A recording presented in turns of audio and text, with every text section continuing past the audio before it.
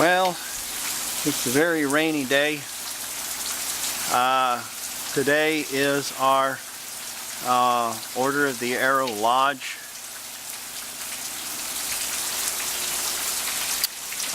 Fall Festival, and as you can tell, not a lot of people came. There are some diehards. There's some tents down there. So what am I doing underneath the showers? Well, I'm staying out of the rain for one, but another is they have Dutch oven cook-off. So what I've done is I'm going to make an entry. So I'm going to show you how to cook with the Dutch oven. And the first thing you're going to need is some charcoal. If I can get this going. Look at that. That's about right. There it is. Maybe a little more.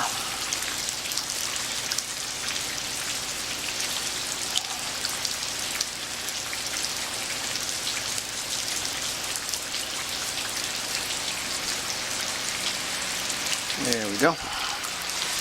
And what I'm going to do is I'm going to start my Dutch oven entry. So we're going to need some charcoal. Okay. So a lot of people think Dutch ovens. And what we're going to do is we're going to put all our stuff in a Dutch oven and serve it from that. I have a different take on it. This is a trivet, and this is going to keep whatever I put in the Dutch oven off the bottom where the coals are.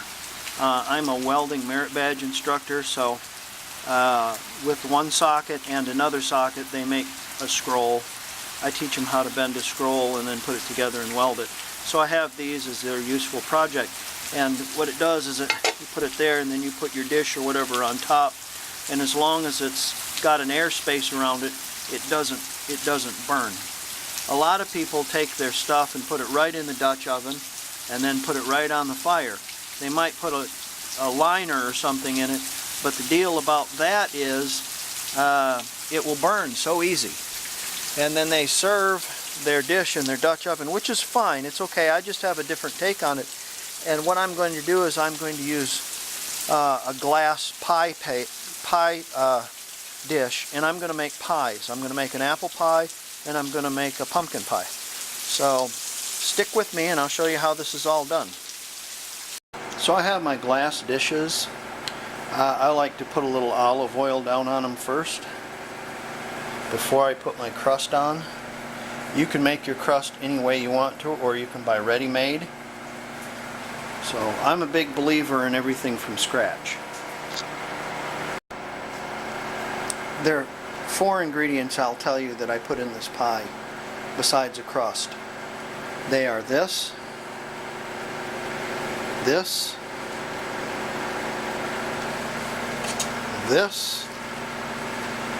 and guess what else?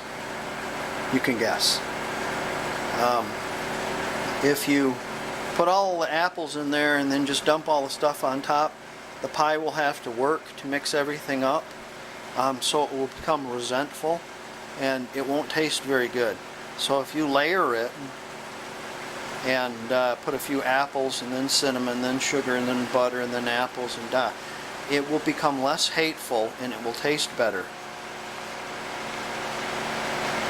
Okay, when you have your pumpkin pie all mixed up, again, I'm not telling you how to do it. You can have really good results with canned stuff. I'm using my mother's recipe, but I like a little bit more of this and a little bit more of this. So there it is, and I'm going to pour this in there.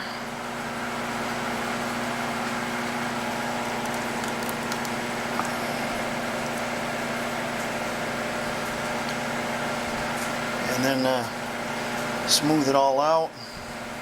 You don't have to smooth it out, but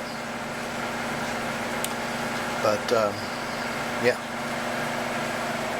scoop it all out of there and put it in there. Then we'll put them on the fire.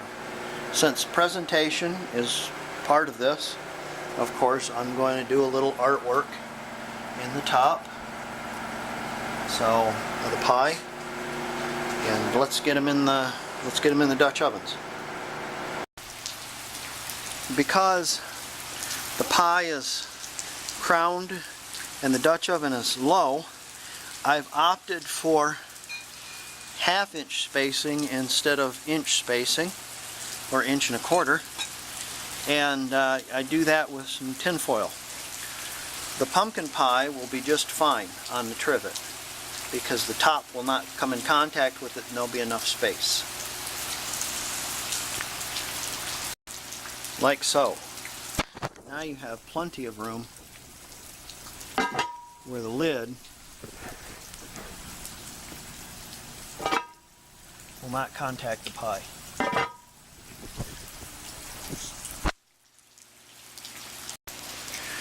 If you invert one pan and then put your good pan on it, my bad pan, you won't cook the ground underneath it. I know I'm on concrete, but it's a good habit because then you don't cook the ground. These are supposed to be 25 degrees apiece, but they've been rolling for a while and they're smaller. So I'm going to go 20 apiece. So I want about a 350 oven. So it's going to be probably about 15 or so. But realize that those ovens are cold. And it is kind of a cool day. And they're going to burn down a little bit.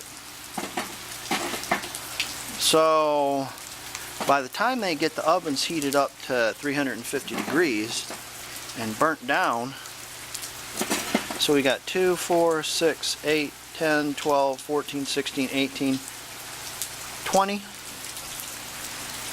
I'd even go as far to say 21 of those. Okay. What is the hottest oven? The hottest oven is going to be the bottom oven, if you stack them. The coolest oven is going to be the top oven. So, what's that mean? Well, our pumpkin pie is supposed to flash at like 4 1/4 or something like that for the first 15 minutes. And then it's supposed to slow cook for 325 degrees or 50 degrees for, gee, pumpkin pie takes a long time, like an hour. So,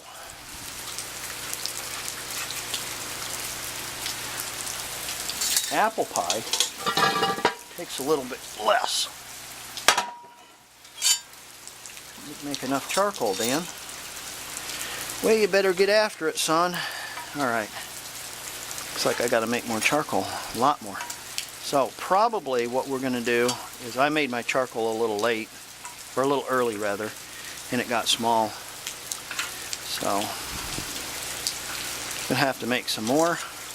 And probably with this build, it's going to be 2 or 3 sets of charcoal. Probably, because both these pies are going to be, the pumpkin's going to be an hour, the apple pie is at least 40 minutes, and I don't have that hot yet. So, yeah, might be a while. While we have that going, let's multitask, and we'll make some whipped cream. You mean you're not going to use it out of a can? No, we're going to make whipped cream. Well, how do you make whipped cream? Oh, well, you take cream, and you whip it. Oh, it's really that simple. There's a couple other little things you want to add, and you can't whip it too far, or you'll end up with butter.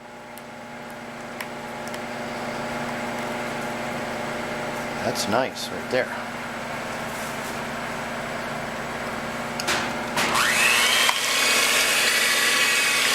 not fast.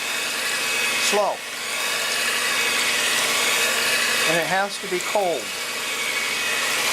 And when you get done whipping it, it has to be put somewhere where it's cold.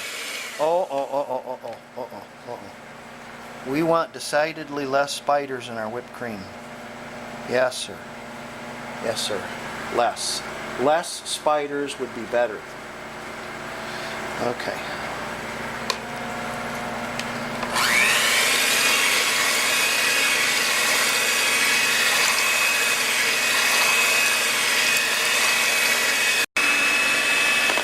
This is about 3 minutes.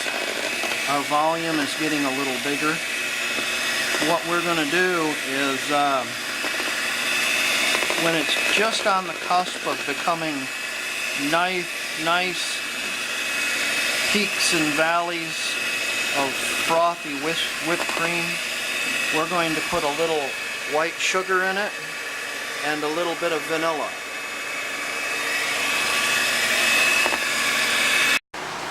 Okay, my cream isn't cool enough to kick. So what I'm going to do is I'm going to take it down to the lodge where they have a refrigerator, and I'm going to put it in the refrigerator because evidently in my cooler it wasn't cool enough, and it's not kicking like I want it to, so it needs to go in the refrigerator some more to cool down so it'll fluff up really good. Then I'll whip it after it's cooled down. Okay, we've taken the whipping cream and put it in the refrigerator down there. It's much cooler, so that ought to cool it off. And we're looking at our pie. We're coming up on temperature in our ovens because we're getting a little smoke, which is good. Just a tick.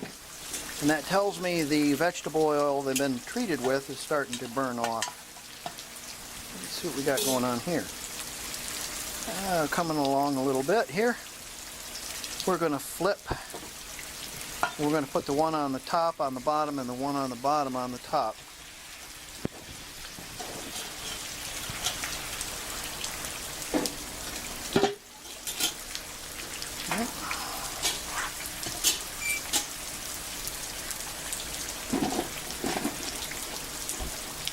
And then we'll see what that looks like. Okay, to top the pie, what we're going to do is put a little milk and sugar on it, and it helps it brown up. But that's later on. I'm using the rest of my pet milk. I'm using the rest of my whipping cream, and I'm adding that to a half quart of milk. Half quart. Pint? A pint of milk that I bought yesterday, and I had with some brioche on the way up here, and the brioche came in this pan, and so I rinsed the pan out, and what I'm going to make, since I have some stuff left over, is a couple of apple turnovers, just for personal, because the other two are going to be judged, so this is my own. Of course, you're not going to want these giant pieces of apple, so you want to cut it up. And basically you're doing the same thing. Put a little oil down. Apples, cinnamon, the sugar, and a little butter. And we're going to pinch the tops on them a little bit. You know, pinch them all together. And this pan ought to catch most of the drippings. Probably have to be ate out of the pan. But nonetheless delicious. And you make do with your leftovers. My mother would be proud of what I did here because I've seen her do that stuff before.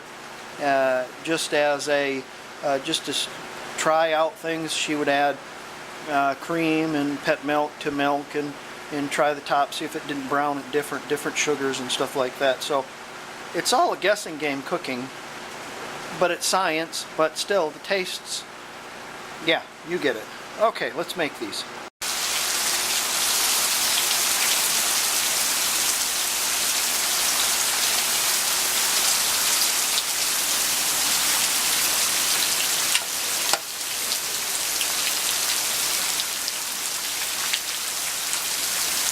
Coming along.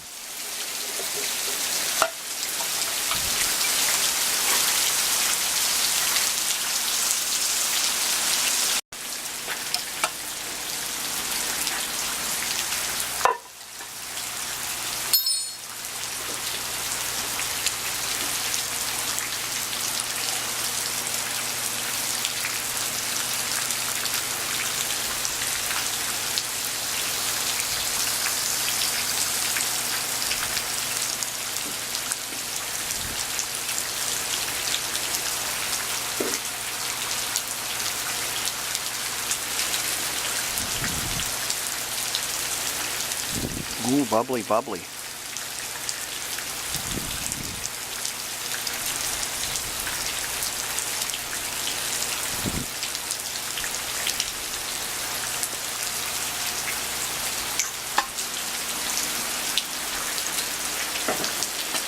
About 15 more minutes on that one. I apologize for all the noise. There's a fan above me that I can't shut off. There's the apple pie, and I'm letting the pumpkin pie cook just a little bit longer. So we'll see that in a little bit. There's our pumpkin pie. It's difficult to bake two kinds of pies, or two different kind of pies on the same stack. I probably should have made this a little bit lighter in the heat and longer in the cook. But nevertheless, it's very good. And because we put vegetable oil in there, it's going to release very nicely so I can make a slice. This one, on the other hand, because it boils over, might not release so nicely.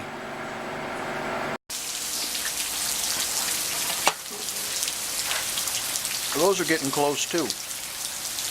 Bubbly, bubbly.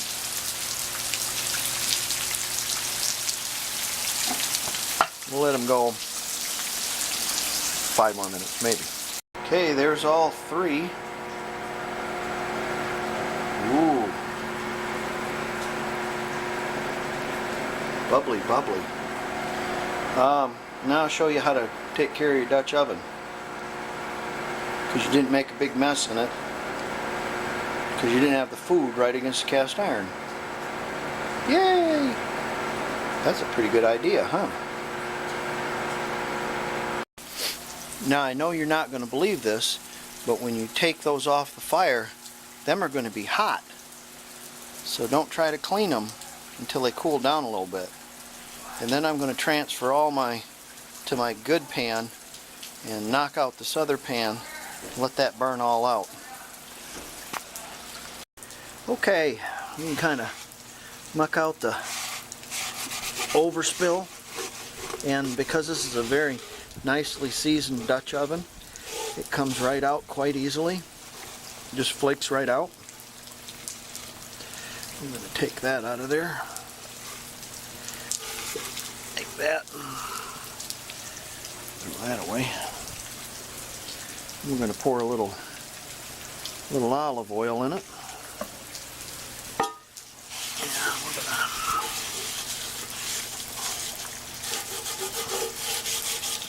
muck that around in there, like that.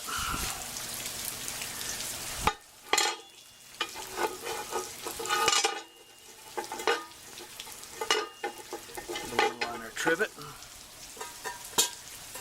See, a lot of times I'll see a Dutch oven, but the oven will be clean, the top will be terrible, be all rusty. Nobody oils the top, just like that. Like, these don't need to be perfect, you know,